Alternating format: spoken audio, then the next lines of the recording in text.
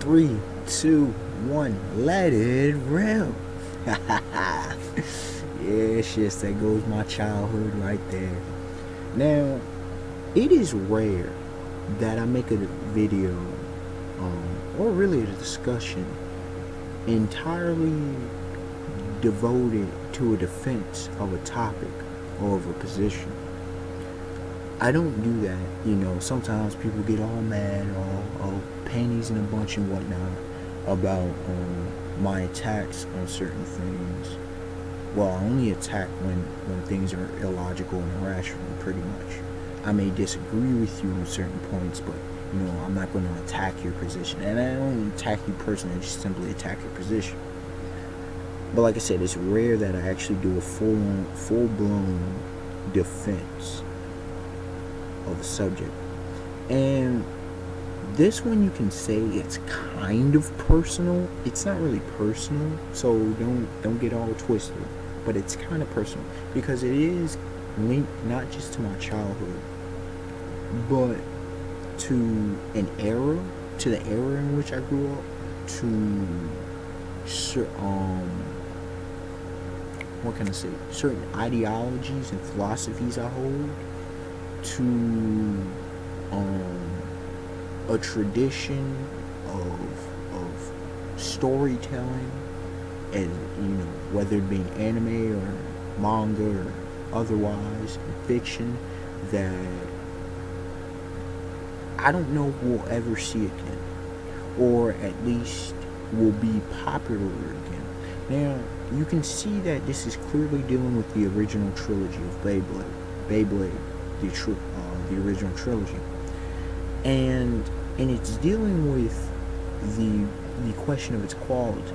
Okay, you have people out here, and by the way, I mean, it shouldn't be surprised for people that see, know my channel, have subbed, fans of my channel, whatever, that this will probably be a lengthy video, because I'm gonna go in on this one. I'm seriously gonna go in on this one because there's some things that need to be said, and I'll say them in due time. Here's the thing, man. People talk, I'm not talking about the series that came after that foolishness and whatnot. And to be sure, this has no nostalgia behind it. I went back and literally, I tried to go back and watch Metabots. I wasn't really feeling it anymore. You can say it was a challenge, whatever. It's still, one of the animes that I grew up on. I'll probably try to go back and watch Digimon again, and I've seen a couple of episodes. It doesn't have the impact. It still will. It should have been the popular one, way more popular than what it was. And definitely, Pokemon shouldn't have been. Pokemon is such a knockoff. But anyways, Digimon fit the era Pokemon did. I'm just saying. What happens when money and pushing on kids? But not a whole nother different point. But as far as in Beyblade goes, people sleep on great storyline. Yes, they are. People tend to not have a literary perspective. Yes, they do. Or they say do not, however you want to say it. People do not understand characterization, character development, themes, plot, concepts. No, they do not. Certain reviewers don't have any clue these concepts. Other times, other reviewers, they want the action. They know these things, but they choose to ignore them, or they only highlight them when it's convenient for them at times. And I hate to say it, but this is factual. And I mean, it's reviewers that are watching and really vibe with, so it's no bias from them. The thing about Beyblade is, first of all, it was a bit revolutionary. And when I say this, there's OG revolution. I don't believe at the time there was a series that dropped 3 different series as part of the same series. Okay, I mean, later we see Bakugan and its multiple series. I believe it got up to 4 and then it called it quits. With Beyblade, each series was unique, but at the same time, each series tied in beautifully together. Now, I'll get to each individual series, but I mean, V-Force, it was a letdown. But obviously, the best series was G Revolution. That's without a doubt for multiple reasons. Even if you had G Force alone, I mean G Revolution alone, it still would be beastly. But tied in, especially as how it ended the series, and the series ended off. You know, there could have been another series, a full series. That's just how beastly it was. When you look at it from a plot progression standpoint, it was executed beautifully. It was executed very well. You know, you look at the struggles that Tyson had as a character and his character growth and his characterization. I don't deal with different characters. You look at the rival, and as well as Kai. You look at the rivalry between Tyson and Kai. Then you look by G Revolution, we have a rivalry between Tyson, Kai, Ray, and Max. And then you take the growth of Hillary. Even though I'm not a I forget his name, the little orange haired dude. I'm not really a fan of his introduction was interesting. Then you think about the character of Kenny, okay? You also think about the antagonists, allies and whatnot, the different squads. You think about the Bit Beasts themselves and what they represented in their union, and how they fit the different styles, okay?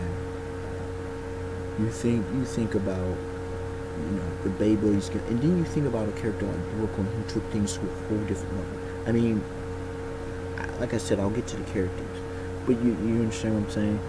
You look at all this, and this is special. You just don't come across something like this very often. There were stories within the stories. There were not really subplots, but they were episodic, while at the same time it continued the series, kind of how Dragon Ball did in a way. It was adventure, but at the same time it was a plot progressing forward, okay, in each series. But yet then it was an overall plot. Each series had its own plot, you know what I'm saying, and a couple times some side plots, but it was an overall plot that was getting pushed through. So it was well done. You understand what I'm saying from that aspect. Now, I think I might as well just go. Well, let me just go to the whole concept first. If you were like me as a kid, you played tops. I mean, you spun tops, and you think, I know I was one who thought, yo, couldn't there be more to this? It's awesome. That's what they go. They took a basic concept, a concept that everyone was familiar with as a kid, and they expanded upon it to this next level stuff. I mean, think about all of it. You're talking about battle blades, okay, battle tops. And if you ever spun them together, you get the concept. And I mean, then the animation that they did, I don't like. And one of the things about the second season that pissed me off is that they went too computerized. The third season, it was computerized, but the way they had done it was executed far better. But this, I mean, you look at it, and I mean, the whole, and then it was the superpower element. We're talking early 2000s. This fit beautifully with what was going on in the era. You're talking, it had that fantasy aspect, but it was real, and you wanted, you immersed yourself in the world that was created, because it was our world, sort of, but at the same time, it's a different kind of world. You wanted to be along with Tyson, Kai, Ray, and Max. You wanted to be battling with or versus Blade Breakers. You wanted to, continue the journey with the Blade Breaker struggle, because they lost. They took them L's too. You feel me? Like, there isn't this overpowering team. You can say, well, they always pulled it. Yo, they took them L's though. And so, it was this whole mentality, ideologies that existed within each character. You were like, yo, what would I be if I was actually in it? How skilled would I be, get better? And then the whole thing is you would want to play. You wanted to make it in real life. So there was a whole thing. And I mean, the technical aspect of blading, okay, is something something that people don't really, give value to, don't appreciate. Okay, the scientific approach. I mean, even and I said this. What is it? Metal. Which it was Metal, not the Metal Master, not Metal Fury. The first Metal series. And I said this episode 3. I'm like, okay, this is real blading. This is classic blading. What I mean is, it was technical, like the different spins and revolution, the power.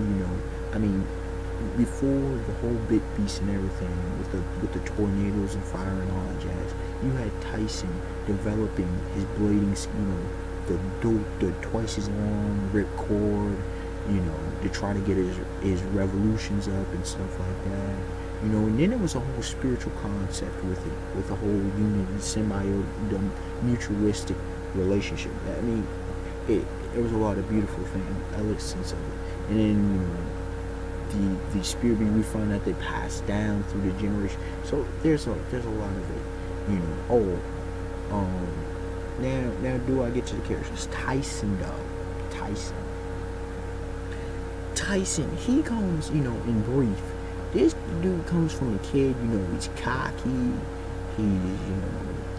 He's got talent, and he loves blading, and he practices, and he goes hard, but at the same time, he's young. By the end of the series, he's a leader, and he's mature.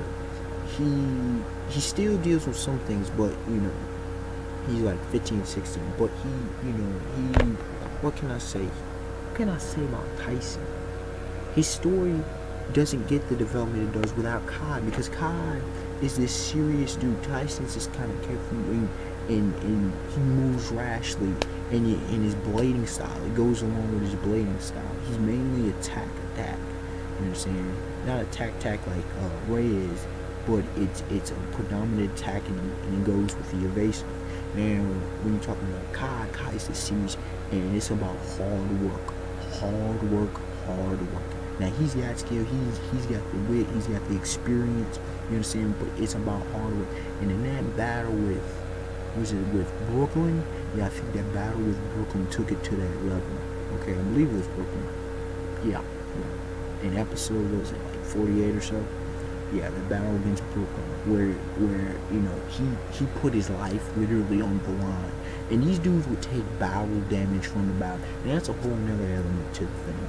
But Kai, man, and then his relationship with Tyson, starting off, the rivalry aspect, the enemies to working together, to a mutual respect, until eventually a friendship. We've seen it, and it's just to me, it's on a similar level to Goku and Vegeta, and in recent Kill la Kill with Matoi Ryuka and Kirin Satsuki. You understand what I'm saying? Like this rivalry concept. It's beautiful. It's absolutely beautiful. And then you talk about Ray, though. Ray, the way he was introduced is completely different from how Ray goes through. Actually, if you don't pay attention, you won't notice his metamorphosis. Like, he comes in there like just this badass, right? Well, we know Kyle better, but the way is, then he elects to not fight against Tyson. But all on Ray, Tyson is the leader of the Blade Breakers, but as well as Kai. And but Kai elects to go out, this whole thing. And Ray with the White Tiger clan, he's the leader, but at the same time he has dual allegiance with the Blade Breakers. Ray doesn't want to be under the shadow of Tyson. He views he's just as good. His attack style with his Drigger. I forgot to mention about Drasil, Kai, and of course Dragoon with Tyson. Or is Drasil? No, Drasil is Max. Who's Kai's bit beast? Oh shoot, I forget. Firebird. Oh my goodness, I can't believe I forget. But it doesn't matter. When you talk about Ray is serious. him and Kai look at the relationship between him and Kai. That is the most important relationship when it comes to Ray. Him and Kai, and of course Mariah, but Kai, like, there's this mutual, they're both ferocious and they're both about the hard work, the ideology. But with Ray, how do you describe Ray's ideology? Then, as opposed to Max the laid back, but you get him in the battle, the whole defensive walls are sealed, ultimate defense. This dude ain't nothing to play with. Like, he's the perfect matchup against Tyson. Kai and Tyson, they'll clash and they'll drop, but if anybody's gonna give Tyson an L, it'll be Max. Max, the arguably the most underrated of the Blade Breakers. Then there's a relationship he has with his mom, okay, and her connections with the American Squad in the development, and then then we have some of the antagonists. The first season with what's his name? Kai's boy with the blitzkrieg board. I'm forgetting names because it's been a bit. But Ozuna in the second season with the Saints. The Saints. You had Brooklyn in the third season. Garland. Garland's fighting style. You had what's his face? Dang, I'm forgetting some of the names. But there was actually a lot of well done characters in the series. And then the Bit Beast fit the personalities as well.